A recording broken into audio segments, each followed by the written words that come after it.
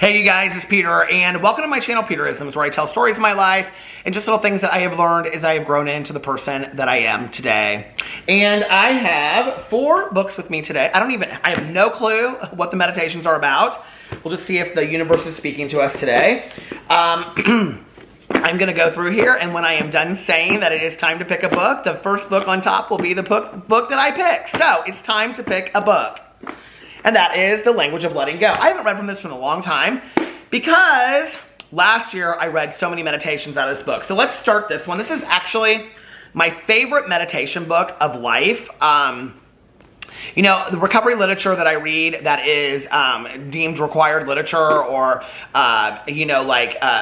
program appropriate literature in 12-step programs, that has helped me in my life so much. But secondary to that, the book Codependent No More by Melody Beatty and The Language of Letting Go, the meditations that go along with it, have been so helpful in my life, and teaching me how I interact with people, what my part is in that, what I can do to improve things, because really, I can't control other people, places, and things. I can only control myself and what I do in certain situations. And that's really what Codependent No More is about. It's such a fantastic book. I encourage everybody out there, if you haven't read it, read it.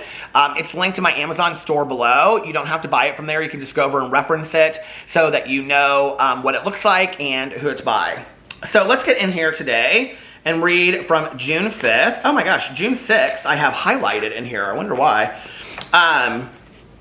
Let's just read June 6th, actually. The Gift of Readiness. Well, we're entirely ready to have God remove all these defects of character. Step 6 of Al-Anon.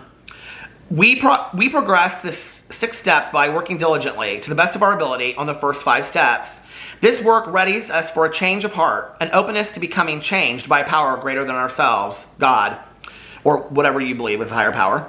The path to this willingness can be long and hard. Many of us have to struggle with the behavior or feeling before we become ready to let it go. We need to see over and over again that the coping device that once protected us is no longer useful. The defects of character referred to in step 6 are old survival behaviors that once helped us cope with people, life, and ourselves. But now they are getting in our way, and it's time to be willing to have them removed. Trust in this time. Trust that you are being ready to let go of that which is no longer useful. Trust that a change of heart is being worked out in you. God, help me become ready to let go of my defects of character. Help me know in my mind and soul that I am ready to let go of my self-defeating behaviors, the blocks and barriers in my life. You know, I think most people, when we use the term defects of character or character defects, which is not just in Al-Anon, it's in every 12-step program that we address this in step 6 and 7.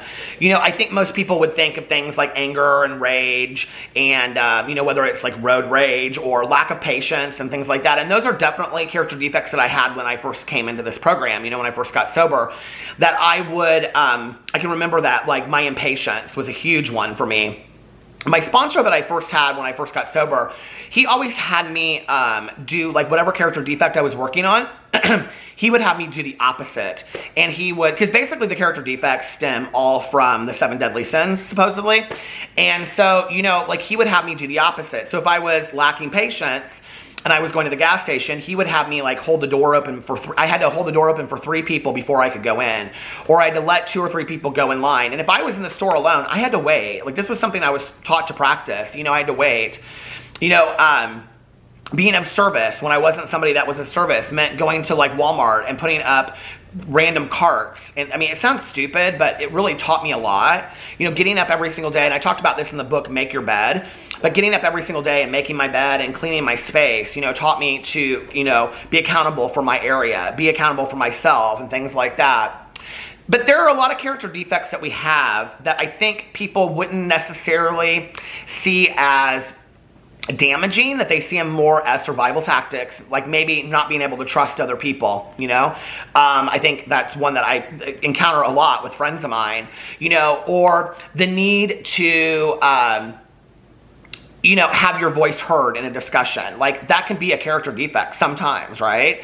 Our lack of trusting people could possibly be blockage to us meeting the next really important person in our life, the next teacher or mentor, the next best friend that we could possibly have, or the next greatest romantic partner that you're ever going to have, because we're afraid of trusting people. So we say, I'm not going to trust anybody ever again, So it keeps us from doing that, you know? Our need to always have to have a point in a discussion means that, like, is it more important? This is like a recovery statement, but it's something that people say to me all the time, you know, or I've heard my entire life in recovery. You know, would you rather be happy or would you rather be right?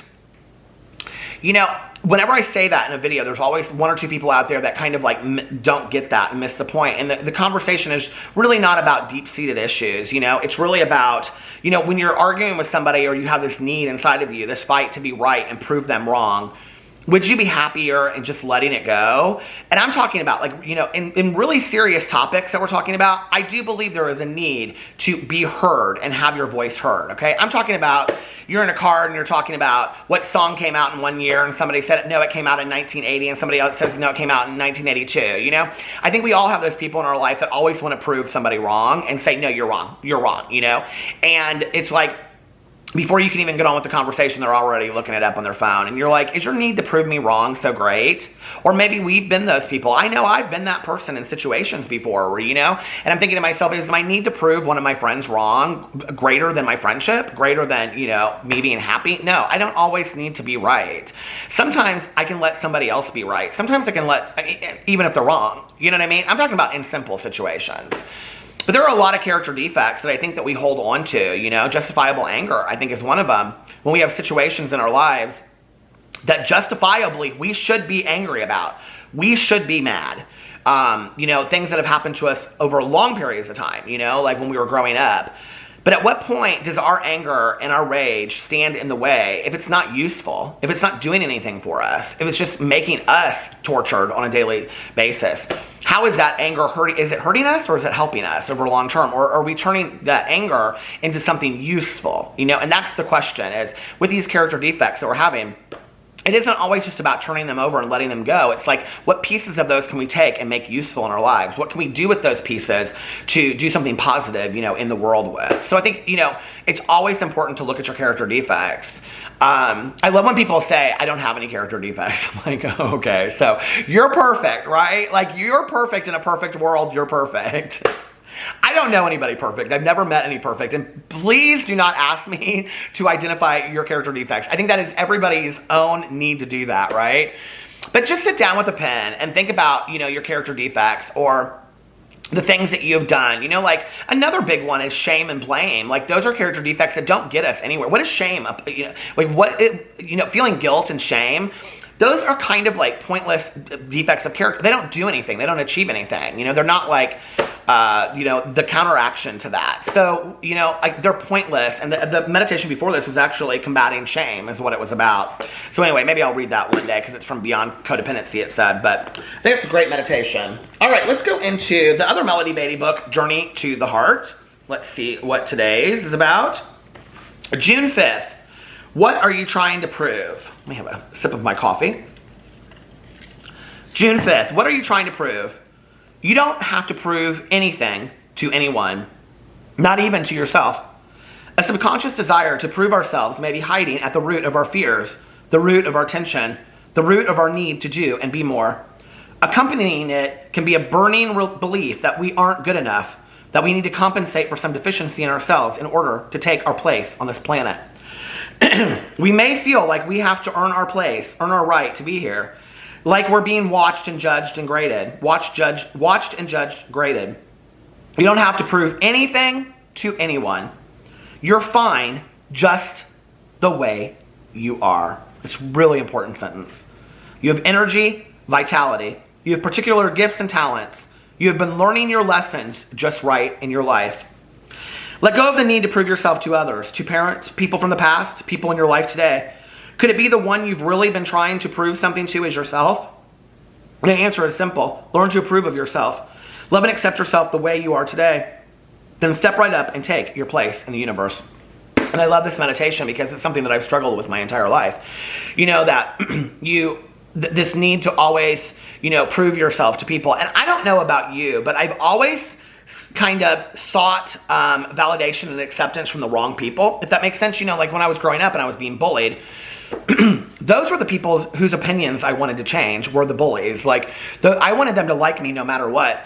And I look back on that and I think how self-sabotaging that I was putting who I was and my own uniqueness, call it weirdness, call it authenticity, call it whatever. Well, those things that made me an individual, that made me different than everybody else, those things that I delight in today, those things that make me unique today, you know, that make me different than everybody else. And hold on to those things. Each of you have those small little, you know, things about all of us that make us different from everybody else. That's what makes the world beautiful, you know?